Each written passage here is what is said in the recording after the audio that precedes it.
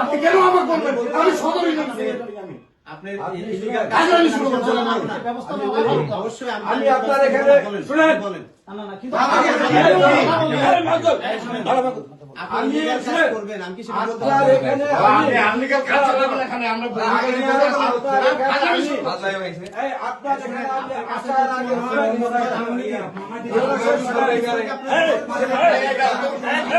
আপনি কি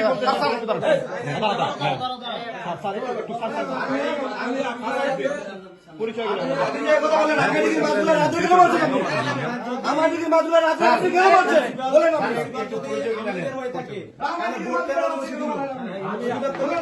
আমি পরিচয় করে দিই। আপনি আমাকে বলছেন আমি আমার কথা বলে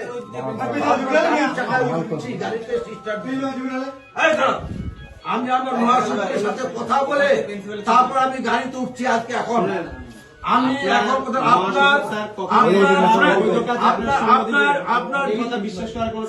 আপনার নিজ অনিষ্টি আপনার হরিপুরের মানুষ প্রমাণ করছে যখন অন্ধকার রাত্রেবেলা আপনি একটা সরকারের সম্পত্তি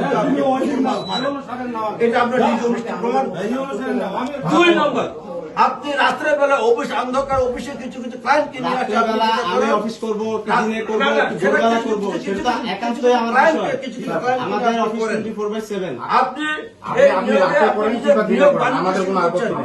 আপনি যে বললেন যে এর আগের যে বিকাশ চন্দ্র বর্মন যে ছিল ওনাকে বলেন আমরা চেক করছি এখানে আমাদের ব্যাপারে না আমাদের ব্যাপারে কমপ্লেইন যদি থেকে থাকে আপনি যাচাই করুন। কালচার তৈরি করে তখনও কিন্তু না না আমরা চেক করছি আমরা থেকে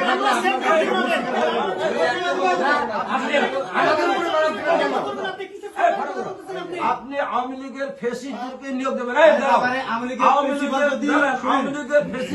লীগের প্রিন্সিপাল যদি অবৈধ হয় আপনারা ভোটকে বলেন ভোটকে বাতিল করে দিন। আমরা তো এই কথাটা আপনাকে বারবার বলছি আওয়ামী লীগের ফেসিস্টকে আপনি নিয়োগ দেবেন আমরা রনির পক্ষ তুলবো এটা হবে না, এটা তো হবে না। আপনি আওয়ামী লীগের সকল যত বহিষ্কার করে দিন। নিয়োগ পরীক্ষা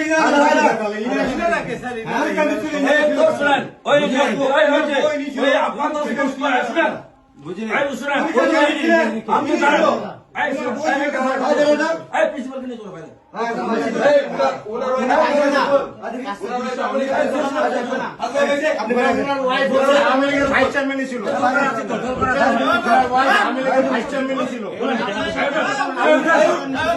আমাদের জায়গা মতো আমার কষ্ট লাগলো স্যার আমার কষ্ট আপনি বলছেন আপনার খাতাপত্র নিতে পারো না খাতাপত্র নিতে পারো না তোমরা আমরা বিকাশ চন্দ্র বর্মনকে